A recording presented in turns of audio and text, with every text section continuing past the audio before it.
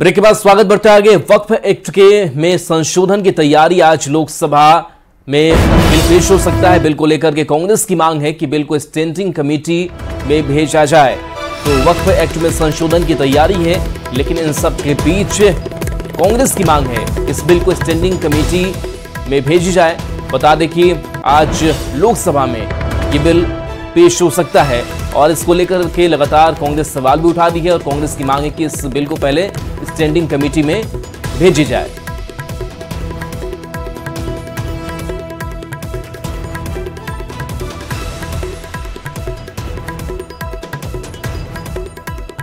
और बात अगली खबर की। कटिहार में गंगा पर निर्माणाधीन पुल का हिस्सा पानी में समा गया। पुल बन रहा था, इस बात की झलक गंगा की धार में खड़े पुल के दो पायों को देखकर मिलती है। नदी की धार या तेज बहाव से ज्यादा तकनीक में गड़बड़ी बड़ा कारण है।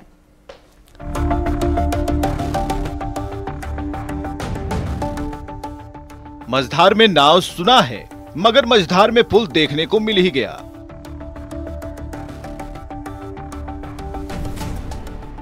तस्वीर जो सामने है वो एक पुल की है। बकिया सुखा एक पंचायत के मतलू धार में पुल का हिस्सा गिर गया और साथ ही 2 करोड़ की लागत पानी में डूब गई। पुल की जगह प्रतीक स्थल टाइप वाला पुल रह गया है, जो बता रहा है कि हम एक पुल हैं, सीमेंट छड़ वाले बाकी पुलों की तरह। और पुल ये भी बता रहा है कि मेरी बाह बाढ़ के पानी ने नहीं, बल्कि खराब तकनीक और व्यवस्थाओं ने काट दिए हैं।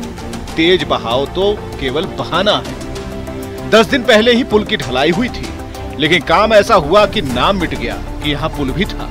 अधिकारी नहीं पता होने की बात कह रहे हैं, लेकिन दोनों छोर पर बसी आबादी ये कह रही है कि गंगा किनारे मोरा गांव हो, घर पहुंचा दे देवी मैया। सुब्रत गुहा, कटिहार, न्यूज़ 18।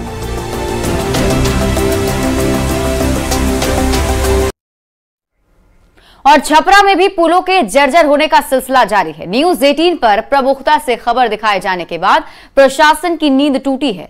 डीएम अमन समीर ने बिशनपुर के रेल ओवर ब्रिज का जायजा लिया, जहां 1 साल पहले पुल क्षतिग्रस्त हो गया था और अभी तक उसका निर्माण कार्य चल रहा है। छपरा के मशरक में एक रेल ओवर ब्रिज में दरार पड़ गई है, जिसे लेकर प्रशासन अब एक्शन मोड में नजर आ रहा है।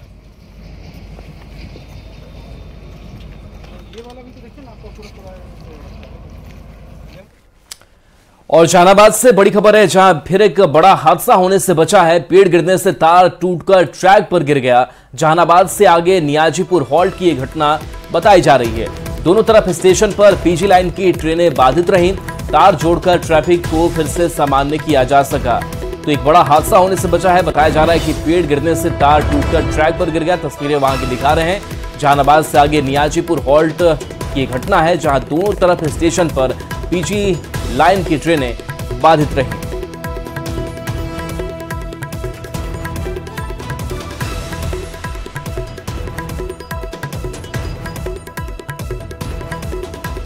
और ये तस्वीर आपको दिखा रहे हैं, जहां पर देखिए किस तरीके से विस्फोट जैसा होता है, आग लगती है और एक बड़ा हादसा हालांकि होने से बचा है। तस्वीर आपको दिखा रहे हैं, जहां पर देखिए पेड़ जो है वो गिरा हुआ इस तार पर नजर आ रहा है और जैसे ही ये पेड़ यहाँ गिरता है वैसे ही एक विस्फोट होता है, आग लगती है। जो तस्वीर सामने आई है नियाजीपुर हॉल्ट की घटना बताई जा रही है। तस्वीर देखिए किस तरीके से विस्फोट अचानक होता है। हालांकि किसी के हताहत जान माल की कोई नुकसान की खबर नहीं है, लेकिन बताया जा रहा है कि दोनों तरफ स्टेशन पर पीजी लाइन की जो ट्रेनें थी वो कुछ घंटों तक बाधित रही।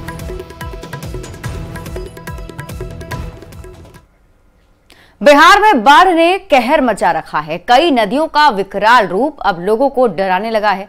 गंडक, बागमती और अधवारा समूह की नदियां उफान पर हैं। ये रिपोर्ट देखिए।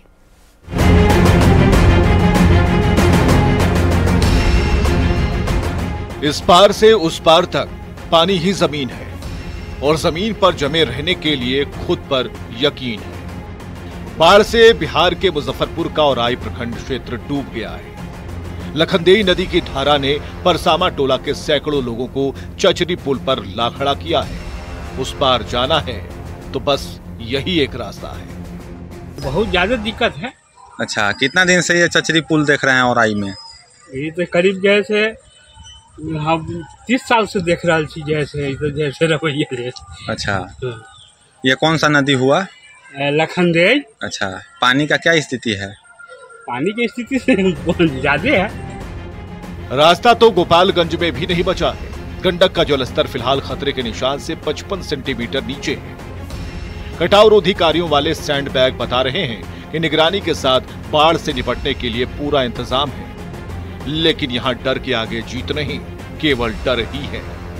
वाल्मीकि नगर बराज से गंडक नदी में पानी डिस्चार्ज किए जाने के बाद गंडक नदी के जलस्तर में मामूली रूप से वृद्धि दर्ज की गई है। हालांकि इससे बाढ़ का कोई खतरा नहीं है, लेकिन अभी भी गोपालगंज के पतहारा में गंडक नदी खतरे के निशान से तकरीबन 55 सेंटीमीटर नीचे बह रही है। और ये गोपालगंज के मसान थाना गाँव के पास की गंडक नदी की तस्वीर है। आप तस्वीरों में देख सकते हैं कि कैसे गंडक नदी के जलस्तर में धीरे धीरे वृद्धि दर्ज की जा रही है। कहा यह जा रहा है कि नेपाल में बारिश हुई और बारिश के बाद वाल्मीकि नगर बराज से पानी का डिस्चार्ज किया गया, जिससे गंडक नदी के जलस्तर में मामूली रूप से वृद्धि दर्ज की गई है। हालांकि जल संसाधन विभाग की पूरी टीम तटबंधों पर अलर्ट है और लगातार नदी के बढ़ते जलस्तर को लेकर निगरानी रखी जा रही है। गाँव के भी जो लोग हैं वो भी तटबंधों के पास पहुंचकर बढ़ते जलस्तर पर मॉनिटरिंग कर रहे हैं, लगातार नज़र रख रहे हैं। लेकिन जिस तरीके से गंडक नदी के जलस्तर में वृद्धि हो रही है, उसको लेकर एक बार फिर से जल संसाधन विभाग अलर्ट मोड में आ गया है। सीतामढ़ी और शिवहर जिले से गुजरने वाली बागमती और अधवारा समूह की नदियां उफान पर हैं। बागमती कई जगहों पर खतरे के निशान से ऊपर बह रही है। इसे लेकर जिला प्रशासन अलर्ट मोड में है। सुरक्षा के लिए मजिस्ट्रेट की तैनाती की गई है। जलस्तर में काफ़ी वृद्धि हुई है। कल तो इतना पानी नहीं था, आज ये लगभग 8 बजे के बाद से पानी में वृद्धि हुई है और कटाव भी जारी है। वाल्मीकि नगर गंडक बराज से फिलहाल 1,45,000 क्यूसेक पानी का डिस्चार्ज हो रहा है। जलस्तर को बढ़ता देखते हुए जल संसाधन विभाग अलर्ट है। पिछले 48 घंटे में पानी बढ़ने से चिंता बढ़ गई है, लेकिन अभी खतरे की बात नहीं है। यहाँ भी तैयारियों वाले बैग तैयार हैं, लेकिन सवाल हर साल आने वाली बाढ़, फिर कटाव और फिर से जिंदगी को पटरी पर लाने की कवायद से जुड़ा है। आखिर कब तक? मुजफ्फरपुर से प्रियांक सौरभ, गोपालगंज से गोविंद, सीतामढ़ी से राकेश रंजन और बगहा से मुन्ना राज की रिपोर्ट, न्यूज़ 18। गया कोर्ट परिसर से कैदी के फरार होने और फिर से कोर्ट में हाजिर होने का मामला सामने आया है, लेकिन इस पूरे मामले में चौंकाने वाली बात यह है कि आरोपी की मां ने खुद उसे समझाकर पुलिस को सौंप दिया है। लट्टा गिले सबके वहाँ पटका ले सर, हमको बच्चा के नहीं मारिए सर।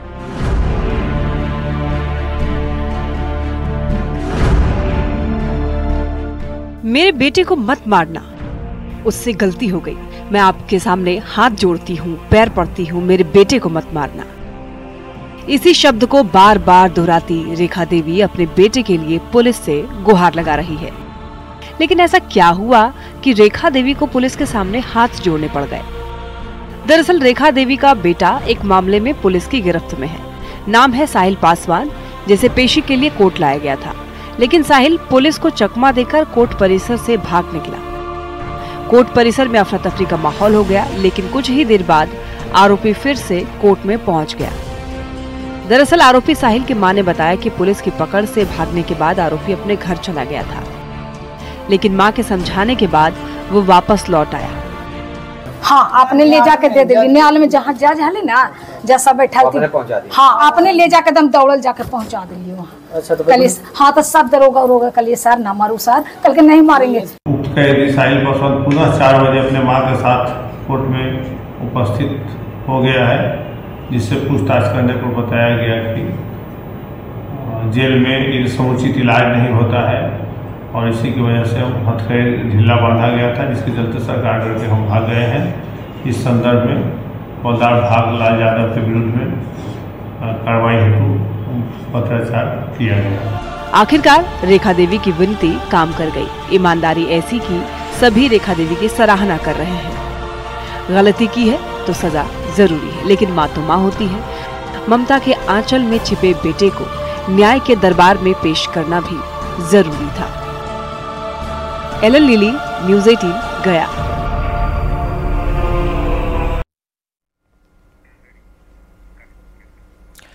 बगहा से खबर है, जहां जेडीयू नेता की गोली मारकर हत्या कर दी गई है। जेडीयू के प्रखंड अध्यक्ष विभव राव की हत्या कर दी गई है। बाइक सवार अपराधियों ने उन्हें गोली मारी है। अपराधियों ने सिर में गोली मारी है। सैलून में शेविंग कराने के दौरान मर्डर किया गया। भितहा प्रखंड के अध्यक्ष थे विभव राय, मुखिया भी विभव राय रह चुके थे। धनहा थाना के तमकुहवा चौक की घटना है। हत्या के बाद आक्रोशित लोगों ने बवाल भी किया है।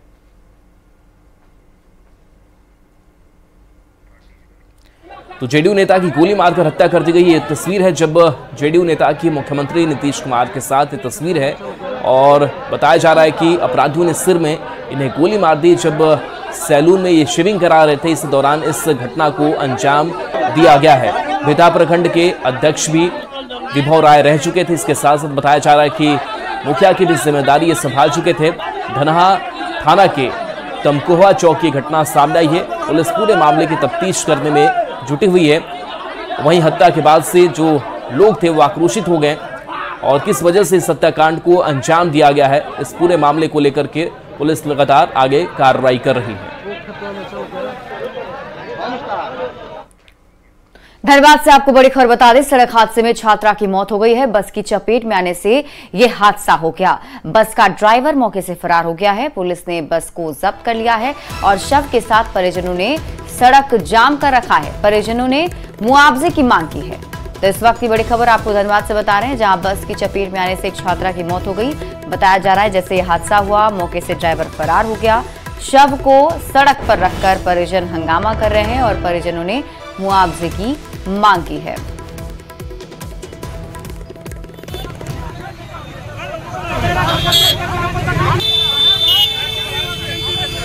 तुरंत पता चला, हम तो काम में गए थे तो अभी पता चला तो पता नहीं हमको नहीं। वो तो गया था बैंक गया था, उसी के चक्कर में अब क्या। कितने साल की है?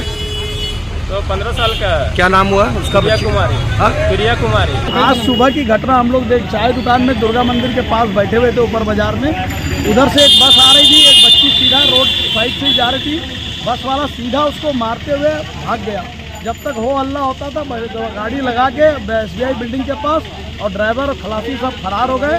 बच्ची को एडमिट करने के लिए लाइफ लाइन ले गया, वहाँ एडमिट नहीं ले रहा था सुने तो थाना वाले वहाँ पहुँचे। जब उनको खबर मिली तो उसके बाद अभी सुन रहे हम लोग कि बच्ची का डेथ हो गया और ड्राइवर खलासी फरार है। देखिए जो होगा वो तो प्रोसेस प्रक्रिया के साथ ही होगा। अभी ड्राइवर का फ़ोन स्विच ऑफ बता रहा है, थाना प्रभारी का भी बोलना है कि फ़ोन नहीं उठा रहे हैं। अभी ब्लॉक का जो प्रक्रिया है वो भी अगर हम लोग करेंगे तो भी हमको पोस्टमार्टम में केस करके पोस्टमार्टम करना है तभी होगा। ये 6 घंटा बाद क्या निष्कर्ष लिखना ये आप लोग भी देख रहे हैं। जो कुछ भी अभी तक जो है कुछ भी निष्कर्ष नहीं निकला। जो है सरकारी जो मुआवजा है 1 लाख रुपया का वो मुआवजा वीडियो ने घोषित किया है, बाकी कुछ भी नहीं है क्योंकि वो गाड़ी का इंश्योरेंस भी फेल है, इसलिए इंश्योरेंस पाना भी बहुत दिक्कत। और रही बात मुआवजे की तो वो गाड़ी के मालिक से ये लोग संपर्क स्थापित करने की कोशिश कर रहे हैं लेकिन अभी तक नहीं चल पाया। हम लोग प्रशासन पर दबाव बनाए हुए हैं जो मालिक को लाइव नहीं पहुँचे। मुजफ्फरपुर के गायघाट में विस्फोटक पदार्थ में ब्लास्ट हो गया। इस दौरान 5 बच्चे झुलस गए हैं। सभी बच्चों को इलाज के लिए प्राथमिक स्वास्थ्य केंद्र में भर्ती कराया गया है।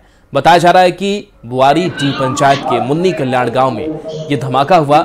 स्थानीय लोगों का कहना है कि गांव के ही 2 बच्चे बाकी बच्चों को बुलाकर ले गए थे। इस दौरान बच्चों ने यूट्यूब से बम बनाने की विधि सीखी और एक टॉर्च में माचिस की तिल्ली और पटाखे के बारूद को मिलाकर बम बनाने की कोशिश करने लगे। इस दौरान अचानक विस्फोट हो गया जिसमें 5 बच्चे घायल हो गए।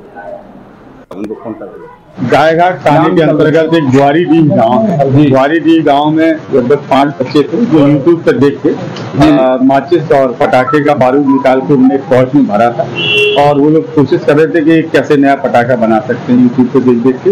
उसी के दौरान वो विस्फोट हो गया है जिसमें से 2 बच्चे अभी PSC में गए हैं जो आंशिक रूप से घायल हैं। उनके हाथ में थोड़ा इंजरी हुई है और जो अभी इलाजरत है, बाकी सब कुछ वहाँ पे ठीक है। DSP कमिश्नर है वो स्वयं इस मामले को देख रही हैं। अभी लग रहा है जैसे कोई चीज पटाखा छूटता है, से जाता है, धुआं लगता है, उसी टाइप का है और ज्यादा तो हल्का हल्का है, कोई खास नहीं है। अभी बम फोड़ा तो बम नहीं फूटा ना, उसका बारूद निकाल के आया उस सलाई के डिब्बा में रख कर फिर उसको सबको हवा आता था, सबको कहा कि मुड़ी झुकाओ, हम नहीं झुका, हम ऐसे कर दे, और सब मुड़ी झुकाया। एक ना वो आग लगा के भाग गया, एक ना ऊपर उड़ा ना, तो सबको ये घटना हो गया। नवादा में ठनका की चपेट में आने से अलग अलग थाना क्षेत्रों में कुल 6 लोगों की मौत हो गई है, जबकि 2 लोग झुलस गए हैं, जिनका इलाज अभी भी जारी है। ये सभी लोग खेत में काम करने के दौरान ठनका की चपेट में आ गए थे। वारसलीगंज, पकड़ी बरावा, रोह कादिरगंज में एक की मौत हुई है, जबकि अकबरपुर में 2 लोगों की मौत हो गई। मृतकों में 2 महिलाएं भी शामिल हैं। ठनका से 6 लोगों की मौत पर सीएम नीतीश कुमार ने भी दुख जताया है। मुख्यमंत्री ने मृतक के परिजनों को 4-4 लाख रुपए सहायता राशि देने के निर्देश दिए हैं।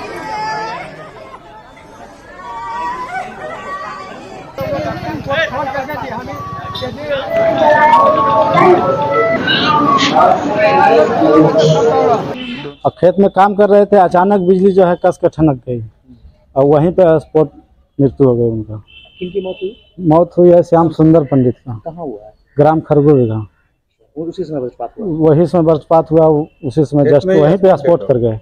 वो खेत में काम करने के लिए गए थे तभी हुआ। अच्छा, तो किनकी मौत हुई है? सारो देवी मेरी माँ मौत हुई है। खेत में काम कर रही थी क्या? अभी जा रही थी काम करने। काम करने और भी कुछ लोग हुए हैं क्या? और एक घायल हुए। बड़ी खबर गोपालगंज से है, जहां पुलिस ने झारखंड के रहने वाले एक तांत्रिक को गिरफ्तार किया है। तांत्रिक के पास से नरमुंड और तंत्र मंत्र से जुड़ी किताबें बरामद हुई हैं।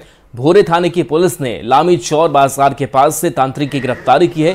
गिरफ्तार तांत्रिक झारखंड के पाकुड़ जिले के रहने वाला हासिफ शेख है, जो भोरे थाना क्षेत्र के लामी चौर बाजार में किराए के मकान में रहता था।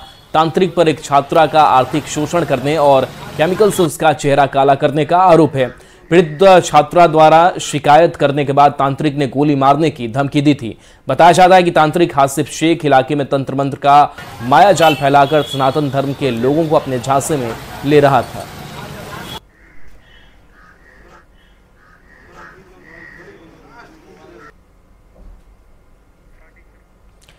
तो झारखंड का रहने वाला तांत्रिक जिसकी गिरफ्तारी हुई है, ये तस्वीर आपको दिखा रहे हैं। इसके पास से नरमुंड और तंत्र मंत्र की कई किताबें बरामद हुई है। साथ ही साथ बताया जा रहा है कि छात्रा से इस तांत्रिक ने 10,000 रुपए ठगे। छात्रा ने शिकायत की, जो कॉपी आपको केस की दिखा रहे हैं। इसके बाद से इसके ऊपर कार्रवाई हुई। नवादा के दर्शन बिघा गांव में पुलिस ने 7 साइबर ठगों को गिरफ्तार किया है। एसपी ने बताया है कि सूचना मिलने पर स्पेशल टीम का गठन कर छापेमारी की गई और एक घर से 7 साइबर ठग को 14 mobile phone, 2 bank passbook, laptop और प्रिंटर मशीन के साथ गिरफ्तार किया गया। गिरफ्तार अपराधी लोगों से ई-कॉमर्स के नाम पर ऑर्डर किए गए सामान की होम डिलीवरी करने के नाम पर ठगी करते थे। हुई कि एक नवनिर्मित मकान है जहां पर कुछ साइबर क्रिमिनल्स जो है वो इकट्ठा हुए हैं और साइबर ठगी कर रहे हैं। इनके द्वारा मुझे सूचित किया गया, तो मैंने इनके नेतृत्व में एक स्पेशल टीम बनाया और बोला कि तुरंत जाकर छापेमारी कीजिए और अधिक से अधिक बरामदगी कीजिए। इनके द्वारा छापेमारी करने के दौरान 7 आदमी को गिरफ्तार किया गया है और लैपटॉप, प्रिंटर और ढेर सारे मोबाइल आप देख रहे हैं, उसमें बरामद किया गया है। बिहार में हो रही पानी की किल्लत और नल जल योजना में गड़बड़ी को देखते हुए बिहार सरकार ने एक बड़ा फैसला लिया है। पंचायती राज विभाग के नल जल योजना को अब पीएचडी को दे दिया गया है। बिहार सरकार के पीएचडी मंत्री नीरज बबलू ने कहा है कि राज्य सरकार ने नल जल की जिम्मेदारी अब पीएचडी को दी है। बिहार के 70,157 वार्ड में पीएचडी की ओर से नल जल योजना चलाई जाएगी और इसके लिए 3,611 करोड़ की राशि दी जाएगी। मंत्री जी ने सेंक्शन कर दिया है कि लगभग 70,157 वार्ड जो पंचायती राज के द्वारा काम किया गया था नल जल के लिए, शुद्ध नल का जल के लिए, वो तमाम का लगभग मेंटेनेंस पीरियड पूरा हो गया। तो पंचायती राज विभाग से हमारे विभाग में पीएचडी विभाग को ये ट्रांसफ़र कर दिया गया है और इसके लिए फंड भी अलॉट कर दिया गया, सेंक्शन कर दिया गया। लगभग 3611 करोड़ इसके लिए फंड सेंक्शन किया गया। बोधगया में पूर्व कृषि मंत्री और विधायक कुमार सर्वजीत ने आरक्षण को लेकर जीतनराम मांझी के बयान पर तंज कसा है। कुमार सर्वजीत ने कहा कि सुप्रीम कोर्ट के फैसले के बाद मांझी को इस तरह का बयान नहीं देना चाहिए। कुमार सर्वजीत ने कहा कि आरक्षण को मिटाने की साजिश चल रही है। इस साजिश में चिराग और मांझी की भूमिका स्पष्ट हो चुकी है। मैंने देखा कि केंद्र के मंत्री माननीय जीतनराम मांझी जी ने ये कहा कि 70 वर्षों से दलित जो है फायदा उठा रहे हैं, हम लोग नहीं उठा रहे हैं। मेरा यह मानना है कि गया जिला के जनता ने आपको बहुत अच्छा मैंडेट दिया है और यह मैंडेट पासवानों का भी था, दलित रविदास का, चौधरी का, सबका था। यह मैंडेट आपको इसलिए नहीं मिला था कि आप जाति विशेष करके जो है आप लोगों के खिलाफ करना चाहेंगे, और वह भी एक केंद्रीय मंत्री को यह बिल्कुल शोभा नहीं देता कि जाति सूचक शब्द का प्रयोग करे कि भाई ये 4 जातियों को भरपूर फायदा हुआ है। मुझे लगता है कि बिहार के तमाम जो है लोगों में बड़ा आक्रोश है और यह आक्रोश एक न एक दिन जन आंदोलन के रूप में जन्म लेगा। नगर विकास मंत्री नितिन नवीन ने बैठक करते हुए नगर पालिका अधिनियम 2024 में संशोधन करते हुए नगर पालिका को बड़ी राहत दी है। फैसले में यह भी निर्णय हुआ है कि सशक्त स्थायी समिति और बोर्ड की बैठक 15 दिनों के अंदर की जाएगी। नगर पालिका की बैठक में दर्शक दीर्घा में आमजनों के बैठने के लिए भी फैसला लिया गया है। मंत्री जो है नितिन नवीन है, लगातार देख रहे थे कई जगह विरोध हो रहा था, लोग मांग कर रहे थे, अभी क्या आप लोगों ने बड़ा संशोधन किया है? देखिए, हमारे सभी प्रतिनिधि मिले थे, चाहे वो नगर निगम के मेयर, नगर परिषद के अध्यक्ष, नगर पंचायत के, उसके अलावा वार्ड काउंसलर लोग, और उसके बाद डिप्टी मेयर भी अपने अलग तरह से मिला था। जो उनके सुझाव थे, मैंने पहले ही दिन कहा था कि सरकार उनके सुझावों पर सकारात्मक रूप से विचार करेगी। तो हम लोगों ने तय किया है कि नगर निगम 20 लोग ऐसे होंगे, जैसे संसद में, विधानमंडल में विधायक और सांसद के अनुशंसा पे वहां पर प्रक्रिया रहती है कि सीमित लोग बैठ सकते हैं। तो हम लोगों ने इसमें भी सीमित लोग के लिए व्यवस्था की है कि 20 लोग नगर निगम के अंतर्गत, 15 लोग नगर परिषद के अंतर्गत और 10 लोग नगर पंचायत के अंतर्गत बैठ सकते हैं। इसके बाद जो इसमें मुख्य रूप से विषय था कि धारा 52(5) जो नगर पिला एक्ट में है कि राज्य सरकार के किसी भी निर्णय को स्टैंडिंग कमेटी, नगर निगम के बोर्ड में चैलेंज या उसके विपरीत डिसीजन नहीं लिया सकता है। इसको हम लोगों ने वापस इसलिए लिया कि ऑलरेडी ये पावर स्टैंडिंग कमेटी को, नियमावली जो है स्टैंडिंग कमेटी की, उसकी धारा 10 के 4 के क्रम में ऑलरेडी ये पावर पहले से है कि कोई राज्य सरकार के किसी निर्णय को उस प्रकार से, तो जो पहले से ये एग्जिस्ट कर रहा था, तो हमने अपने नए संशोधन में उसको वापस लिया है। तो ऐसे 4-5 प्रमुख चीजें जो उनके मन में थी। लेकिन मैं फिर भी कहता हूं, नगर विकास, नगर पालिका, नगर निगम, नगर पंचायत, ये एक पूरी यूनिट है और सबको मिलकर इस राज्य के विकास के लिए काम करना होगा। और मेरा ये मानना है कि सबकी मकसद अगर विकास की प्राथमिकता है तो निश्चित रूप से अधिकार और विकास दोनों एक साथ चलना चाहिए। तो ये नगर विकास मंत्री थे और इन्होंने साफ कहा है कि जो भी उनकी मांगे थी उसमें लगभग सभी मांगों को मान लिया गया है, और साथ साथ ये भी गुजारिश है कि बिहार को अगर विकास करना है तो तमाम लोग नगर पालिका से हो, वो एक साथ मिलजुल कर विकास करें, ना कि विरोध करें। कैमरा पर्सन मनीष जुनेजा के साथ रवि एस नारायण, न्यूज 18 पटना। और चलिए न्यूज 18 बिहार झारखंड पर खबरें आपके लिए लगातार जारी हैं। I'm extremely happy to hear about Network 18's initiative Project One Tree. I mean, for reasons it's called Tree of Life, or trees give us life, is very, very important for all of us to ensure that, you know, in a lifetime we do give towards or invest towards planting more trees. At DoSmart we are doing it, and we also look forward. I'm sure everybody will do that in their lifetime.